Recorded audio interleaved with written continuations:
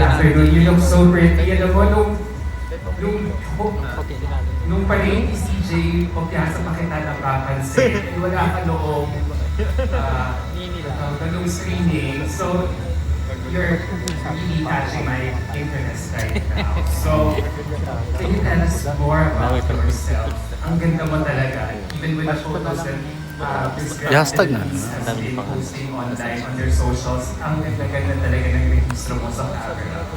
Well, thank you so much po. Good Tapos na. afternoon. I am Irishan Porto, a 20-year-old nursing student from Laguna that believes that true success lies in service because during my hospital duty, I have witnessed both vulnerability and strength of human life, and because of that, I am here in Miss Grand Philippines advocating to stop the silent war of HIV through inclusive sex education and awareness. Thank you.